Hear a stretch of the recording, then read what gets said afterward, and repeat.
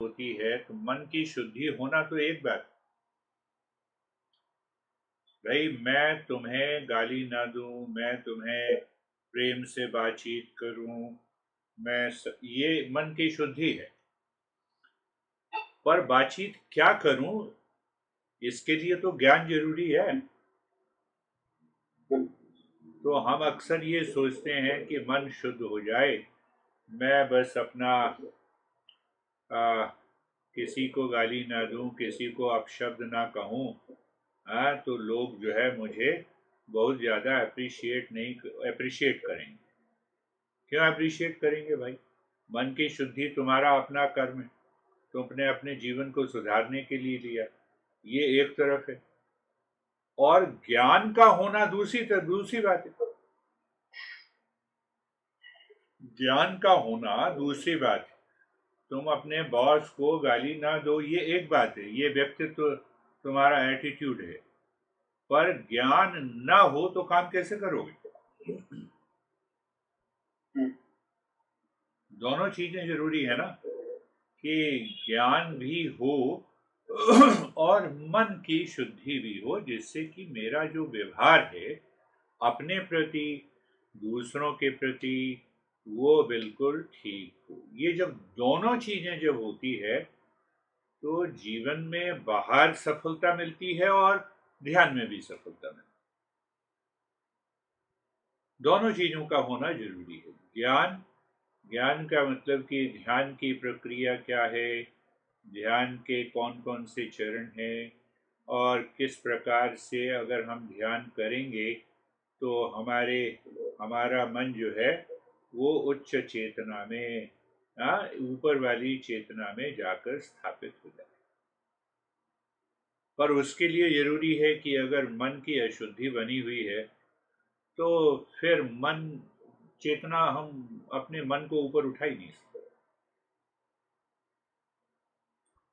संसार में मन को ऊपर उठाने की प्रक्रिया है कि व्यावहारिक ज्ञान, जो हमारी स्किल है, जिस जिस विषय में हम काम कर रहे हैं उस विषय में अपने ज्ञान को अपडेट करना जरूरी है।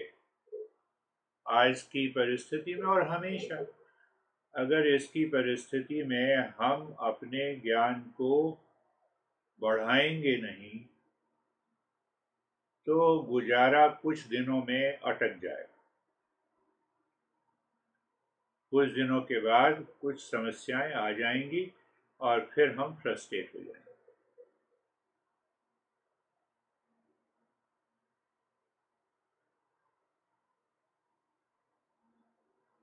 और फ्रस्ट्रेशन में फिर हमारी प्रोफेशनल लाइफ भी असर करेगी, सामाजिक जीवन में भी असर होगा और पारिवारिक जीवन में भी असर।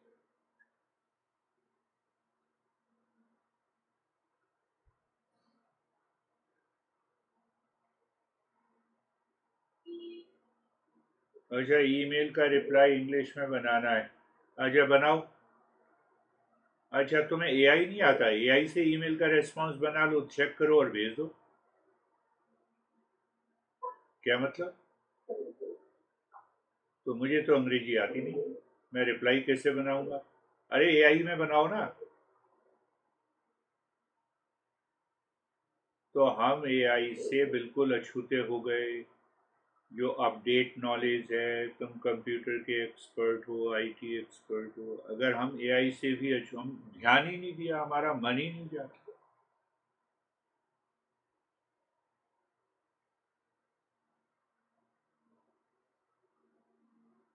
मैं कल ही देख रहा था, कौन सी न्यूज़ है, यहाँ पे एक बड़ा साइंटिफिक जर्नल है, उसमें देख रहा था कि पूरे विश्व में जितने देश हैं उसमें इंडिया 46% एआई का इस्तेमाल करता है। ये जो कि सबसे ज्यादा। अमेरिका 26% ही करता है, जर्मनी वगैरह 5 या 10% करती है, ऑस्ट्रेलिया 13% करता है।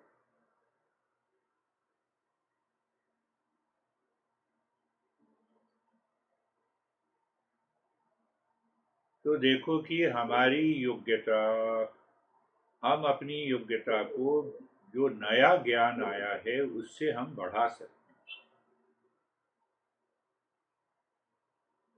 तो कल ही कोई बता रहा था कि मेरे को तो बिजनेस ईमेल आता नहीं डालना, तो मैंने पहले एआई सीखा और एआई से मैं क्वेश्चन पूछता हूँ कि भाई मैं ये कर रहा हूँ, मुझे अपने बॉस को इन कंडीशन में ये बताना है, तो एक ईमेल तैयार कर दो। तो एआई जनरेट कर देता है, उसको कॉपी पेस्ट किया उसने वर्ड में, उसको दोबारा पढ़ा कि मेरे मुताबिक है, कॉपी पेस्ट करके ईमेल में भेज दिया। दोनों चीजें जरूरी। अगर मन की अशुद्धि है तो मन उधर जाएगा ही नहीं, मैकेनिकल और हैबिचुअल रहेगा। तो पहले मन की शुद्धि, मन की शुद्धि का सीधा सा मतलब ये है कि हम बाहर संसार में हमारी अटैचमेंट नहीं है। 6 रिपु हैं जो हमने बात की, 6 दुश्मन है। गीता में ये कहा है कि काम, क्रोध, लोभ, मोह, मद, मात्सर्य। तो होता क्या है कि अच्छा अच्छा मैं कोई इच्छा नहीं करूँ, अच्छा नहीं करूँ, तो हम गलत समझते हैं कि अच्छा इच्छा नहीं करूँ तो इसका मतलब खाने की इच्छा हो रही है नहीं खाऊं। बेवकूफ़ हो, खाने की इच्छा हो रही है, वो शरीर और प्रकृति का संबंध है, खाना तो खाओ, बिल्कुल खाना खाओ। वॉशरूम नहीं जाना, बिल्कुल जाओ। तो ऐसी इच्छाएं जिसमें कि अटैचमेंट है, जिसमें हम जिद पकड़ लेते हैं, जिसमें हम ये खोजते हैं, ऐसी इच्छाएं जिसमें कि हम शांति, प्रेम और ज्ञान बाहर संसार में ढूंढते हैं, ऐसी इच्छाओं का त्याग करना जरूरी है, क्योंकि बाहर है ही नहीं। और बाहर हम ढूंढेंगे तो अटैचमेंट, आसक्ति, अनासक्ति आएगी, क्रोध आएगा, लोभ आएगा।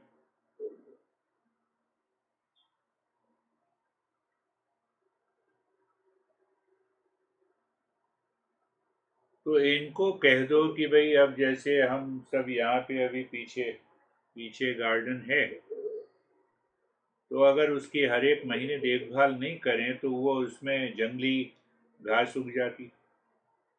उसी प्रकार मन की अशुद्धि, मन जो है जैसे ही संसार में जाता है इंद्रियों के द्वारा, स्वाभाविक उसका आसक्ति, अनासक्ति, likes and dislikes, attachment, detachment हो जाती। हम उसके प्रति सजग नहीं होते, तब ये वीड जो है, जंगली घास उगनी शुरू हो जाती है और ये हमारे मन को, व्यवहार को, व्यक्तित्व को बदल देती है। दोनों चीजें जरूरी हैं, मन की शुद्धि और ज्ञान का प्रयोग। ज्ञान का प्रयोग। तुम 10 क्वेश्चन बना लो, अभी जा रहे हो तुम बाहर, कि कौन से 10 क्वेश्चन पूछेंगे आमतौर पे, और उस क्वेश्चन को एआई में, एक एक क्वेश्चन को एआई में डालो, आंसर दिस क्वेश्चन। उसका आंसर आएगा, उसको पढ़ो, समझो, उसकी लैंग्वेज देखो, याद हो गया। अरे कुछ तो ज्ञान को बढ़ाने के लिए कुछ तो करना होगा। अब मैं कुछ करूंगा ही नहीं, मैं तो नहीं कर पाता, तो मुश्किल हो जाएगी। प्रोफेशनल लाइफ में, खास किसी भी प्रोफेशनल लाइफ, मेडिकल डॉक्टर भी देखो, वो मेडिकल जर्नल मंगाना पड़ता है उनको अपनी नॉलेज को अपडेट करने के लिए। और नई गोली आई, नई टैबलेट आई, उसको पढ़ना पड़ेगा।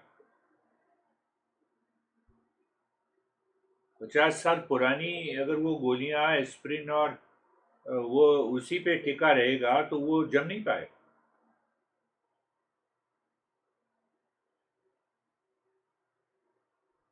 तो कुछ समय निकाल के हफ्ते में एक 5-6 घंटे का ये समय ये हो कि हम इसमें नई विधा को सीखें, अपनी नॉलेज को अपडेट करें।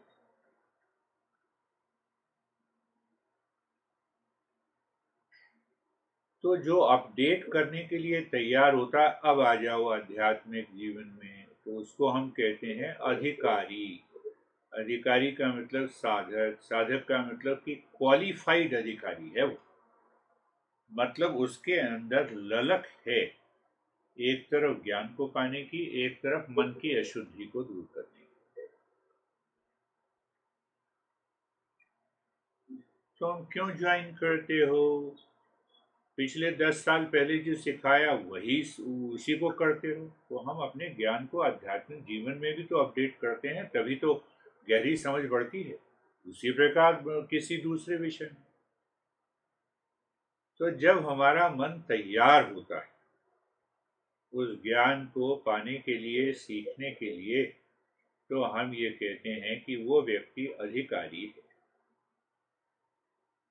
अधिकारी का मतलब कि साधक है। तो आध्यात्मिक जीवन में साधक बनने के लिए हमें ये देखना है कि हमारा मन सुने भी, श्रवण भी करे, मनन भी करे, श्रवण करे, मनन करे, और उसके बाद जो सिद्धांत उसने सुने हैं उसके ऊपर, जैसे तुम पिछली बार मनन कर रहे थे, बता रहे थे कि उसमें चेंज हो गया, तो मनन करने के बाद फिर उसको मेन पॉइंट्स को भी लिख लो कि मैं इसको देखूंगा कि मैं किस तरीके से इसको अपने जीवन में प्रति क्षण अपनाऊंगा। तो एक अधिकारी, क्वालिफाइड सीकर का वही प्रोफेशनल लाइफ में, प्रोफेशनल लाइफ में।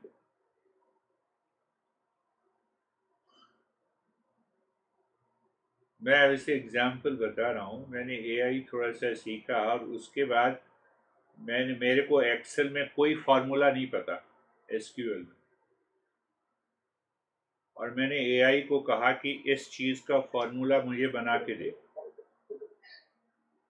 उसने बना के दिया, मैंने कॉपी पेस्ट कर दिया एक्सेल फाइल में, मेरा इनकम एंड एक्सपेंडिचर स्टेटमेंट आ गया।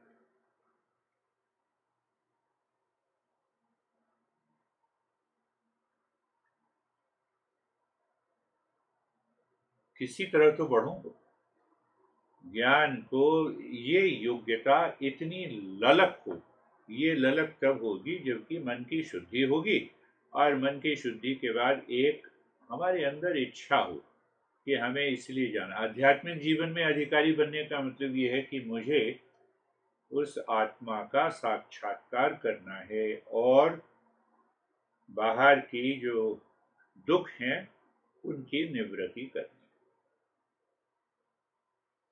ये दूसरा पक्ष हो गया। जब साधक बन गया, तो साधक बनने के बाद जब उसके मन के अंदर ये इच्छा होती है कि आखिर मैं साधक बन गया, मन की शुद्धि भी हो गई और मैं इन सिद्धांतों को भी सीख रहा हूं, तो गोल क्या है? अरे गोल दो ही हैं कि आम जीवन में मुझे दुख बिल्कुल ना हो, दुख बिल्कुल ना हो, एक बार, और आनंद मेरे अंदर जो है उसका साक्षात्कार हो जाए, जिससे कि मुझे आनंद, सुख और शांति का प्रतिक्षण अनुभव होता रहे।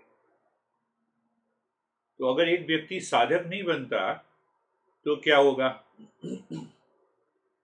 और साधना कर रहा है, साधक नहीं है पर साधना कर रहा है, तो क्या होगा? भटक जाएगा। कहाँ भटक जाएगा? क्या कहेगा? मैं पिछले 6 महीने से खाना नहीं खा रहा हूं, मैं सांस को 10 मिनट रोक लेता हूं।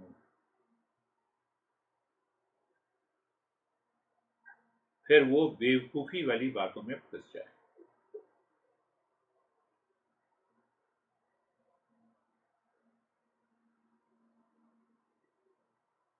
चलो खाने की बात पे आई कि मैं 6 महीने से खाना नहीं खा रहा हूं, यानी भूख है।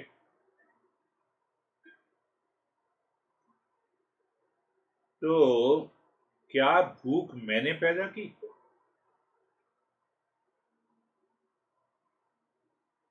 मैंने तो पैदा नहीं। भूख तो स्वाभाविक है, प्रकृति का नियम है कि भूख है शरीर की, तो मैं प्रकृति के नियम को मानूं ना। वहां पर मैं बुद्धि से विचार करूं कि मुझे क्या खाना है, कितना खाना है।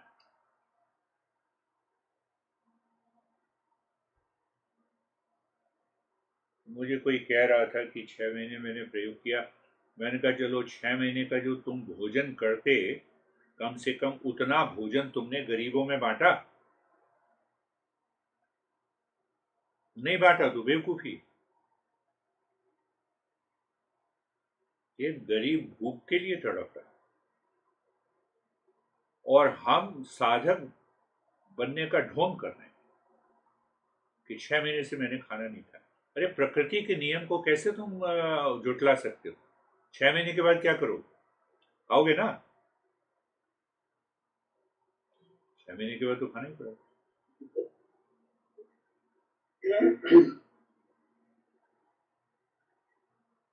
तो साधक बनने के बाद दूसरा जो बिंदु है, उसमें हमें अपने गोल को, अपने उद्देश्य को पूरी तरह से स्पष्ट रखना पड़ता है।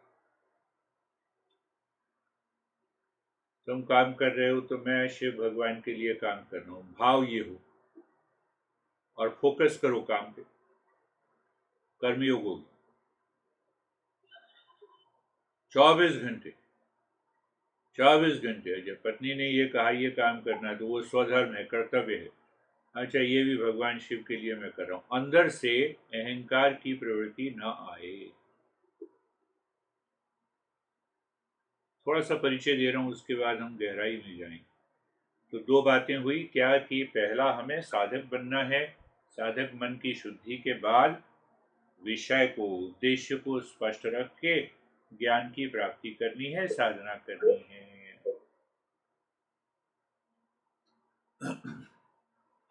तो इसको हमें आपस में मिलाना है। एक साधक है, मैं साधक हूं।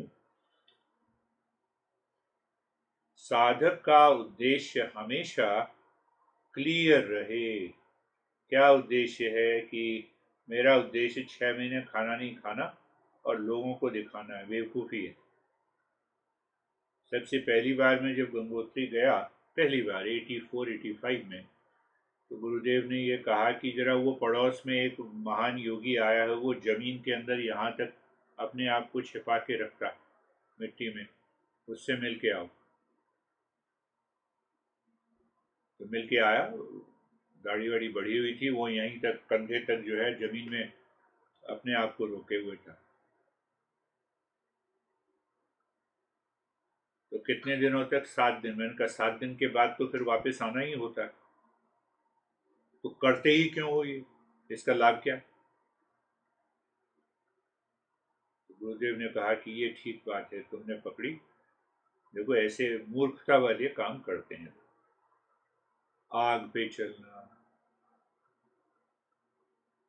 तो उद्देश्य क्या है? उद्देश्य शांति की प्राप्ति नहीं है, लोगों को दिखाना है, अपने अहंकार को बढ़ाना। अब इसी को प्रोफेशनल लाइफ में ले आओ, इसी बात को कि मेरा उद्देश्य क्या है। मेरा उद्देश्य हो कि इस नॉलेज को मुझे अपडेट करना है, ज्ञान को मुझे थोड़ा सा और बढ़ाना है, 1% और बढ़ाना है। भाई मेरे पास कोई स्ट्रेस का व्यक्ति आता है तो मैं अपने सनातन ज्ञान से उसको देखता हूं कि मुझे ये चीज करानी, ये चीज इस तरीके से करानी। दूसरा व्यक्ति आता है तो ये चीज मुझे इस तरीके से करानी। सारे हमारे गुरु लोग यही तो करते रहे। सिद्धांत तो कुछ ही है, जो उपनिषद में सिद्धांत दिए हुए हैं या बुद्ध ने दिए हुए हैं, वो सारे सिद्धांत एक जैसे। तो एक शिक्षक की योग्यता ये होती है कि वो किस प्रकार उन सिद्धांतों को एक साधक को समझाए, जिससे कि उसकी उन्नति हो सके। तो रूप अलग अलग हो गया, सिद्धांत एक ही। इसी को प्रोफेशनल लाइफ में ले आओ।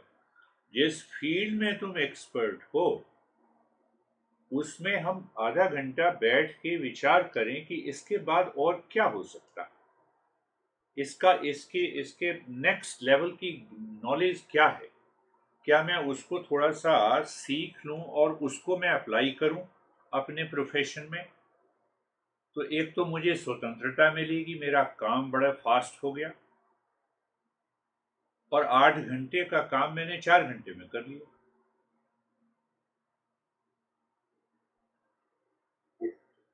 सिद्धार्थ यही करता है।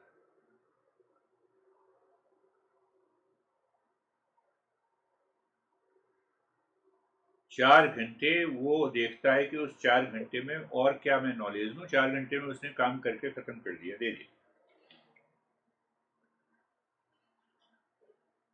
और उस 4 घंटे जो बचे उसमें और कोई काम किया। तो मैं ये बता रहा हूं कि जो तुम काम कर रहे हो जिसमें कि तुम्हें प्रेशर है, कई बार अगर उस काम को मैं गहराई से मनन करके ये देखूं कि इसका नेक्स्ट लेवल क्या है, तो जो काम तुम 8 घंटे में करते हो 4 घंटे में करोगे। फ्री हो गए। तो अब तुम उस जॉब के लिए एसेट हो, लायबिलिटी नहीं हो।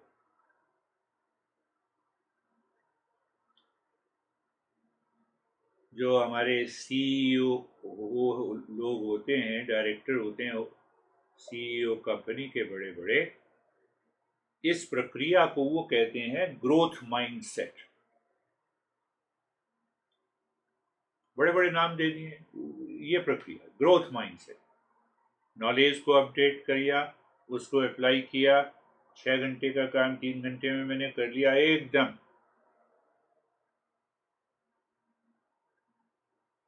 मैं फ्री हूं। अब जो तुमने काम करके भेजा दूसरे को, उसको तो उतना ही टाइम लगेगा, प्रोसेस में तो उतना ही टाइम लगेगा, उतनी देर तक तुम फ्री हो, लायबिलिटी नहीं हो, एसेट बन गए। अब वापस फिर आध्यात्मिक साधना में जाओ, यही बात आध्यात्मिक साधना में भी। ये हमने आज ध्यान किया, आज इस सिद्धांत को सीखा, 1 हफ्ते किया, 1 हफ्ते के बाद मेरी मानसिक चेतना का स्तर एक लेवल ऊपर हो गया। पहले जो मुझे क्रोध आता था, अब उसी बात पे क्रोध कम आता। मैं उस बात जिस बात पे फ्रस्ट्रेट होता था उस बात पे फ्रस्ट्रेशन नहीं है। मैंने अपना बिहेवियर और एटीट्यूड मेरा बदल गया, मेरा स्वभाव बदल गया, स्वभाव के अशांति की तरफ हो गया। अब मैं एकदम बहुत जल्दी रिएक्ट नहीं करता हूँ। मानसिक चेतना का स्तर, तो रिएक्ट नहीं करता हूं तो मन की शुद्धि बनी हुई है। तो साधक एक तरफ, दूसरा बिंदु है ज्ञान, और तीसरा बिंदु है गुरु या टीचर। टीचर उस ज्ञान को इस तरीके से बताता है जिससे कि तुम उसको एब्जॉर्ब कर सको, डाइजेस्ट कर सको, सीख सको और उसको अपना सको। देखो एकदम तुम्हारी प्रगति हो जाएगी किसी भी फील्ड में, किसी भी फील्ड। तो आध्यात्मिक जगत में हम साधना करते हैं अंदर उस आत्मा को पाने के लिए, और बाहर की साधना है जिसमें कि हम बड़े शांत भाव से ज्ञान के साथ बुद्धि का उपयोग करते हुए जो काम हम कर रहे हैं उस काम में हमारी एबिलिटी, हमारी एक्सपर्टीज, हमारी एफिशिएंसी, हमारी परफॉर्मेंस जो कंपनी चाहती है उससे 25% ऊपर।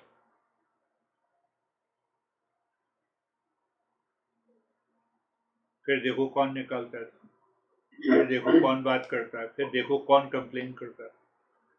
ये करना ही होगा।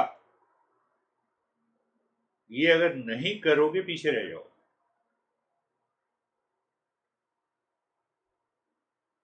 पीछे रह जाओ। तो एक तरफ आंतरिक साधना की हमने ये सूत्र समझे तो हम आंतरिक साधना करते रहें और उसी साधना को हम बाहर भी अपनाएं। कौन नहीं चाहता कि ध्यान में करूं और मैं एकदम उच्च अवस्था को प्राप्त कर जाऊं। हम प्रोफेशनल लाइन में क्यों नहीं सोचते हैं कि मैं अपनी दक्षता, अपनी एक्सपर्टीज को नेक्स्ट लेवल पर ले जाऊं। कंपनी की डिमांड इतनी ही 50% है, मैं 75% पे ले जाऊं। क्यों ले जाऊं? काम मेरा हल्का हो गया। कई घंटों का जो काम कंपनी कहती है कि इतना काम आप 8 घंटे में करते हो, तो तुमने 4 घंटे में कर लिया। ये यही करता है। मैं अभी होके आया तो कहते हैं काम हो गया। मैं क्या मतलब? कहते हैं हाँ बैठा हूँ मैं बस। बाकी वो 20 एम्प्लॉयज हैं, उनका वही पैटर्न है, वो 8 घंटे में पूरा करेंगे, मैंने 4 घंटे में पूरा करूँगा।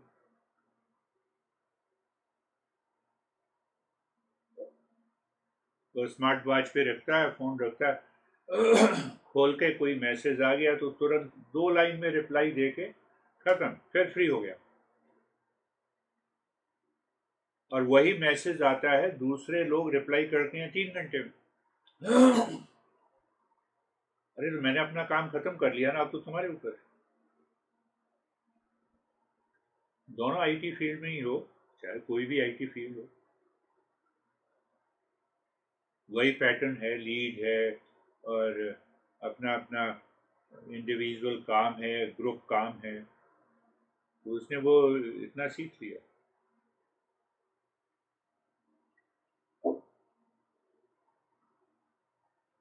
तो ये अगर हम सीख लेते हैं तो इसके, इसीलिए शास्त्रों ने ये कहा है कि पहला जो शब्द है वो दिया है अधिकारी, दूसरा कहा है विषय। विषय का मतलब कि ये समझ लो कि गोल। तीसरा कहा है कि प्रयोजन। प्रयोजन क्या है कि क्या परिणाम क्या है। मन मेरा ये बार बार रिकॉग्नाइज करे, सोचे कि भाई अगर मैं, ये मेरा विषय है। विषय क्या है? आत्म साक्षात्कार। और प्रयोजन क्या है? दुखों से निवृत्ति हो गई और परमानेंट पीस, हैप्पीनेस, ये सब हमारे जीवन में आ गए। तो 3 बातें हुई ना, साधक, विषय, प्रयोजन। ना? अब इन तीनों को मिला के रखना है। तो मेरी बुद्धि ये विचार करे कि इन तीनों को कैसे हम मिलाएंगे। बीच में टीचर आता है, टीचर मदद करता है। टीचर हेल्प करता है कि अधिकारी, तुम अधिकारी बने रहो, तुम विषय को भूलो नहीं, प्रयोजन तुम्हारा जो गोल है उसको भूलो नहीं। परिणाम, गोल, गोल तो ये एक चीज हो गई, और परिणाम, तो इसको हम नहीं भूलते हैं। तो फिर शास्त्र, गुरु क्या करता है कि वो शास्त्रों से उस सिद्धांत को लाके समझाता है। यही सिद्धांत as it is professional life में हम अपना सकते हैं, परिवार के जीवन में अपना सकते हैं, योग्यता बढ़ जाएगी।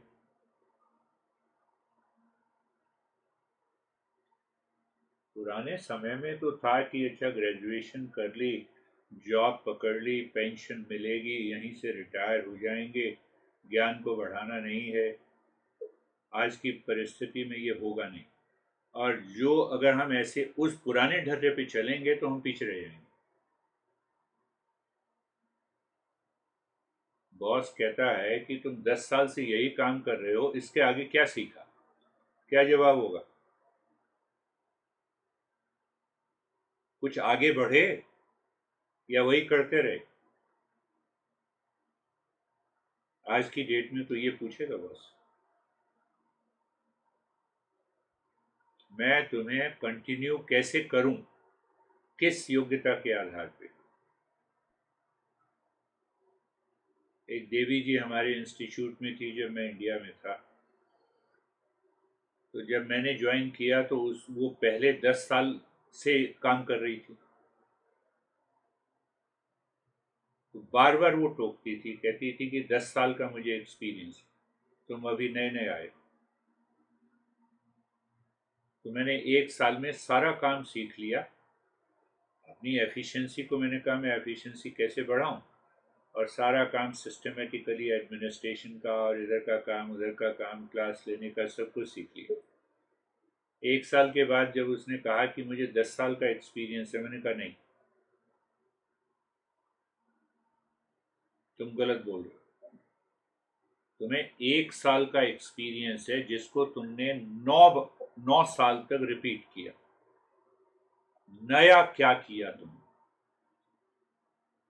मैंने 1 साल किया और मैंने 1 साल में तुम्हारे 10 साल क्या 20 साल का एक्सपीरियंस मेरे पास। माई 1 year of experience multiplied by 20, I have 20 years of experience। तुम्हारे पास अभी भी 1 ही साल का एक्सपीरियंस। समझे कि मैं वही रिपीट कर रहा हूं। मैंने कहा पर वही पुराने ढर्रे पे। फिर कोर्सेस बनाए, प्रोग्राम बनाए, वर्कशॉप का प्रोग्राम बनाया, फिर कॉन्फ्रेंस का प्रोग्राम बनाया। तो वो उस जगह मैंने जो काम किया वो योग्यता आज भी काम आ रही है। अगर वो काम न किया होता तो दिक्कत होती।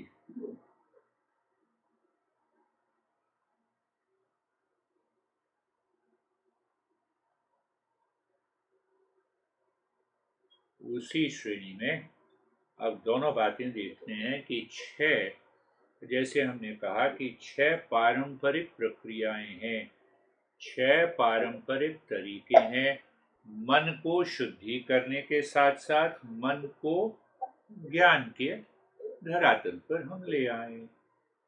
पहला हमने डिस्कस किया था यज्ञ।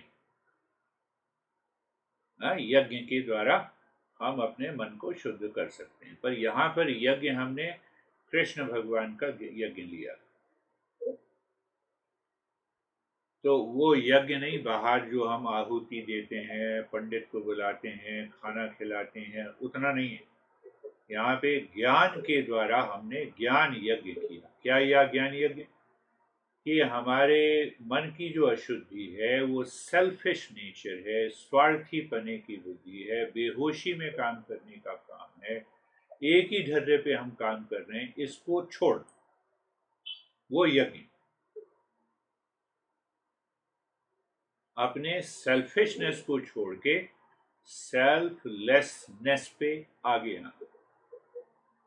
कोई भी काम हम करें उस काम में हम ये देखें कि मैं यह काम ईश्वर के लिए कर रहा हूं। मन में ये विचार आए। तो यज्ञ की चर्चा हमने बहुत की थी। दूसरा हमने दूसरी पारंपरिक जो की थी वो हमने की थी, कौन सी की थी? हाँ, दान की। दान पे हमने देखा था कि भौतिक रूप से दान देना क्या है, मानसिक रूप भावनात्मक रूप से क्या है, और बौद्धिक रूप से दान देना क्या। सबसे बड़ा दान तो कहते हैं ज्ञान का दान। परिस्थिति पे निर्भर करता है। एक भूखा है, चिल्ला रहा है, वहां पे हम उसको बैठ के ज्ञान देंगे तो चलेगा, वहां पे तो भोजन ही देना पड़ेगा। भोजन देने के बाद शांत जब हो गया तब जाके हम ज्ञान दे सकते।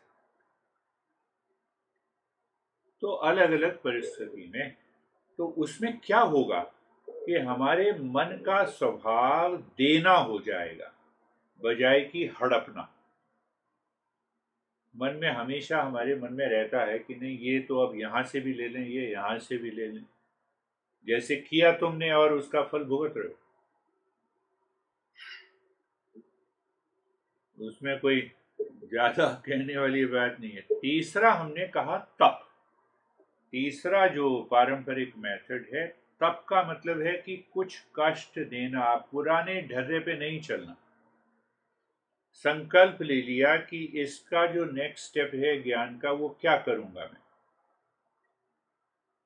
ये मुझे कोर्स पूरा करना है, इसकी अपडेट नॉलेज लेनी है, उस नॉलेज को अप्लाई करके देखना है कि मैं अपनी फील्ड में जो काम 6 घंटे का है मैं उसको और कितने कम समय में कर सकता हूँ, मैं ये प्रयोग करूँ। पहले अपने आप प्रयोग किया, उसके बाद तुम बैठ गए अपना सुबह से शाम तक, और तुमने 8 घंटे का काम 4 घंटे में पूरा कर दिया, तुम बैठे हो फ्री।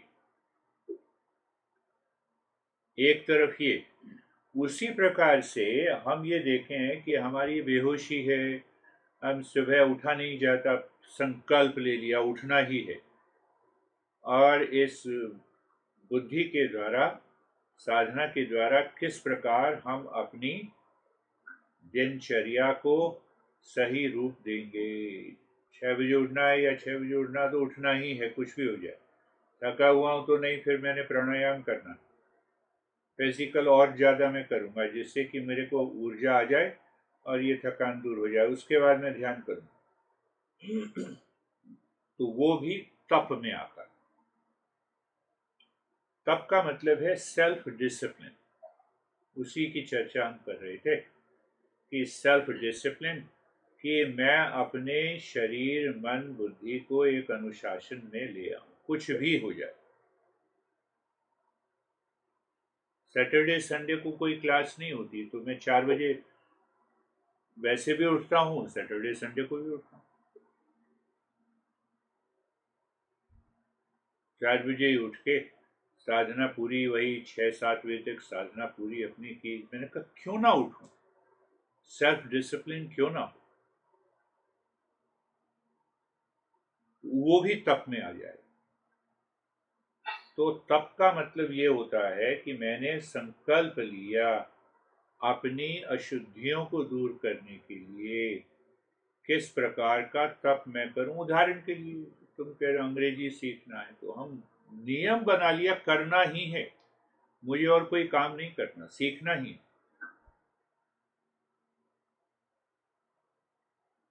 तप के साथ एक और बात आती है, तितिक्षा। तो तप का तो मतलब ये मैंने कहा कि मन के द्वारा विचार करके अपनी बेहोशी को तोड़ने के लिए जो जो चीजें हम करेंगे वो तप में आ गए। अब तुम बीमार हो गए, कहीं से फीवर हो गया और कुछ हो गया, तो अब इसको तो तप से दूर नहीं कर सकते, तो वहां पे तप का दूसरा नाम है तितिक्षा। तो यहाँ पे तितिक्षा का मतलब ये है कि सहन करना। फीवर है, उसका इलाज किया, पर मेरा मन शांत बना रहे। किसी ने कुछ कह दिया, मुझे इंसल्ट लगी, पहले घर आए उस पर विचार किया, उसको सहन किया। सहन क्यों किया? क्योंकि भावनात्मक उद्वेग और प्रतिक्रिया मेरे मन के अंदर न आए, मैं विचार करूंगा, उसके बाद उसका उत्तर दूंगा। जैसे कि तुमने एक बार, तो क्या हुआ था, किसी के भाई भाई को, तुम्हारा ही भाई भाई था, वो नहीं उसका भाई भाई था, जिससे बातचीत बंद हो गई थी और फिर बातचीत शुरू हो गई। तो वो विचार करने, वो तितिक्षा का भाव, इस सहन करने की शक्ति। सहन करने का मतलब यह है कि भावनात्मक उद्वेग को प्रकट न करना एक बात, भावनात्मक उद्वेग को शांत करना दूसरी बात, दोनों बातें हो गई। और विज्ञान में बड़े बड़े शब्द हैं, प्रोफेशनल लाइफ में तुमने सुना ही होगा, इसी को कहते हैं इमोशनल कोशेंट, EQ। तुमने पढ़ा होगा ना, IQ EQ, यही है ये EQ। तितिक्षा के द्वारा हम EQ को बढ़ा सकते हैं।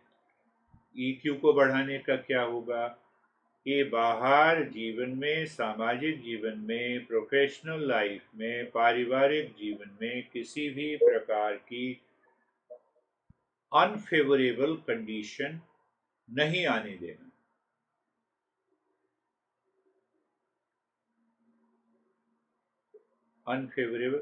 अनफेवरेबल कंडीशन कहाँ से आएगी भाई? जो हम मन में विचार विचार है वही तो प्रकट होगा बाहर। तो विचार अगर शुद्ध हैं, तो भाव से जुड़े हुए हैं, वही प्रकट बाहर होगा तो फेवरेबल सिचुएशन आ, उसका नाम है तितिक्षा। तो हमें खाली सजग रहना है कि अच्छा बाहर की परिस्थिति प्रोफेशनल लाइफ में ऐसा हो गया, अच्छा ऐसा हो गया, तो अब इस पर विचार करते हैं कि मुझे क्या करना चाहिए। भावना को नियंत्रण में रखते हुए मुझे क्या करना चाहिए। तो भावनात्मक शांति और शुद्धि दोनों चीजें आ जाती, उसी का नाम है इमोशनल कोशेंट।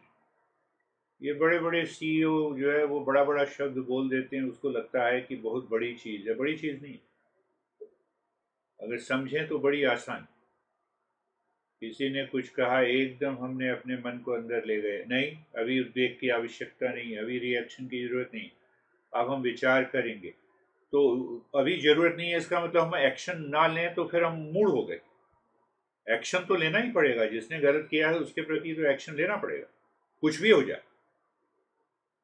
एक्शन नहीं लेंगे तो इसी तरीके से क्या होगा कि मन का स्वभाव ही बन जाए, फिर दूसरे व्यक्ति ने धोखा दिया वो हम वहां भी चुप हो जाएंगे। जीवन में बस ऐसे ही चलता रहेगा ढले, और दुखी होते रहेंगे, चर्चा करते रहेंगे, उसने कर दिया ये, उसने ये ले लिया, इसलिए इस वजह से ही मैं दुखी हूँ, इसने ये कर दिया, उसने वो कर दिया, हमारे कारण किए।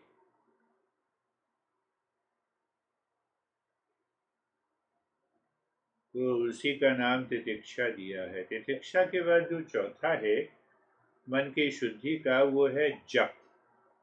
कोई भी मंत्र ले, ओम नमः शिवाय, ओम नमः शिवाय, शांतोहम शांतोहम, ओम शांति, ओम शांति, ओम कृष्णाय नमः। छोटा मंत्र बड़ा मंत्र कुछ भी ले लो,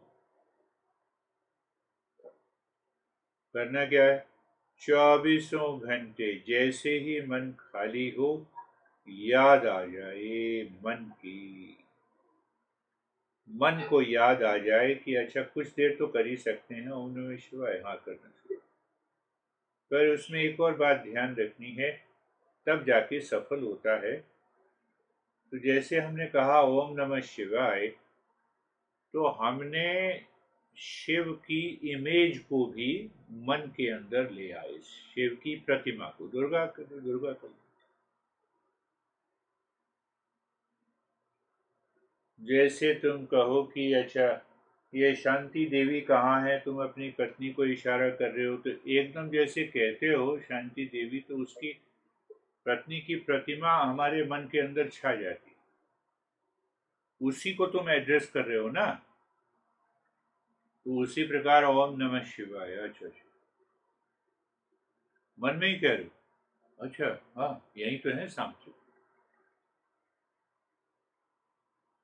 तो विचार से प्रतिबिंब बने, मंत्र से उसका मानसिक उच्चारण हो, 24 घंटे, जब भी मौका मिले, जब भी खाली मिले।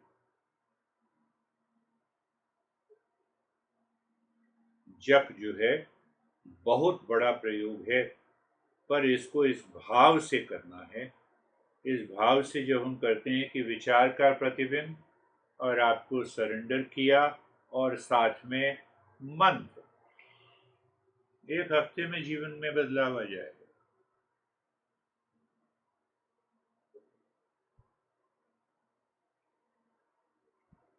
और पांचवा हमने किया, पांचवें का सूक्ष्म विवेचन क्या है, तीर्थ। तीर्थ, तो तीर्थ का मतलब ये है कि हाँ आश्रम में चले जाना, तीर्थाटन कर लेना। हाँ जैसे इसको देखा नहीं, चारों धाम के लिए ही गया, दिखाने के लिए नहीं गया, किसी से ज्यादा मिला नहीं, तो उसका असर होगा। पर ये तो हुआ बाहर तीर्थ का।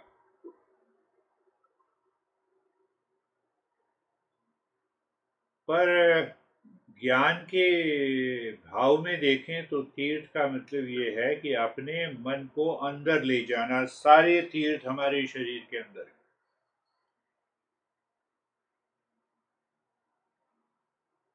त्रिवेणी प्रयागराज यहाँ है, जहाँ पे गंगा जमुना सरस्वती मिलती। गणेश का भाग गणेश की उपस्थिति दाएं भाग पर। सभी देवताओं के तीर्थ जो है हमारे शरीर के अंदर।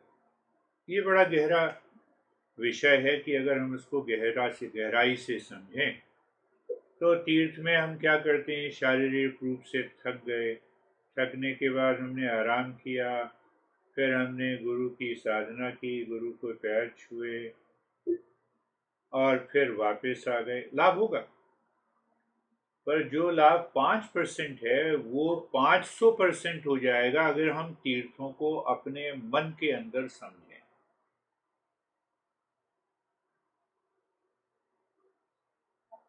हमें क्या लगता है कि हम जो है इतने पैसे दे के आए गुरुदेव, गुरुदेव भिखमंगे हैं, डिमांड है उनकी, इतना दे के आऊंगा, तो अहंकार तो बीच में आ गया ना कि मेरा है, मैं दे रहा हूं, तुम्हारे ऊपर एहसान कर रहा हूं। तो इतनी दूर यात्रा भी की और फिर दे के भी आया, 5% लाभ होगा।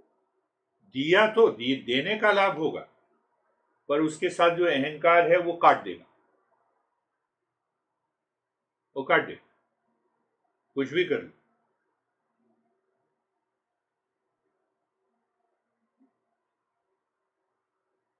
वही तुमने 15 लोगों को इस भाव से भोजन करा दिया कि ईश्वर ने मुझे दिया, ईश्वर से मेरे पास आया और ईश्वर के पास ही जा रहा है,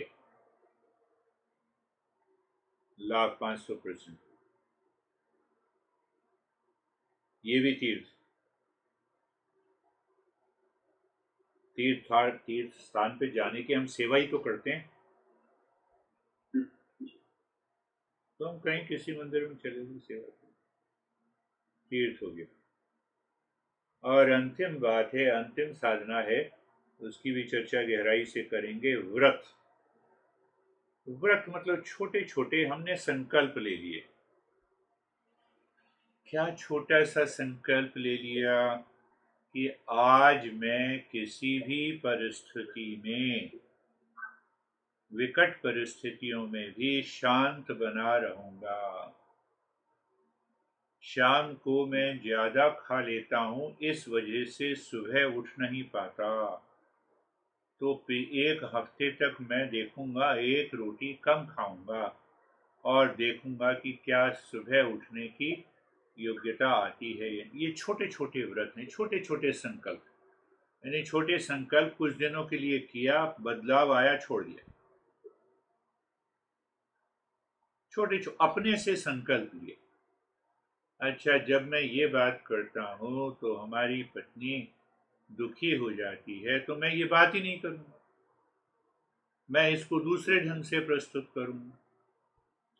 क्यों प्रस्तुत करूंगा? सवाल ये नहीं है कि पत्नी से दबे, सवाल ये है कि ना तो मेरा मन दुखी हो ना उसका मन दुखी। जॉब में देखा कि देखो ये कितना अच्छा बोल रहा है, इसकी अभिव्यक्ति बड़ी अच्छी है, तो मैं ये देखूंगा कि एक महीने में इस टॉपिक पर मुझे क्या, किस तरीके से अच्छा बोलना है, विद क्वेश्चन एंड आंसर, इसकी योग्यता मैं प्राप्त करूंगा। एक बार ज्ञान आ गया, बात करना।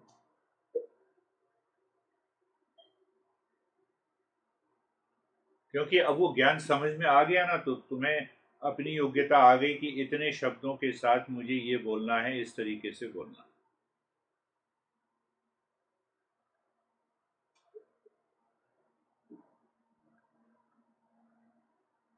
और जब ये भाव आ जाएगा तो जीवन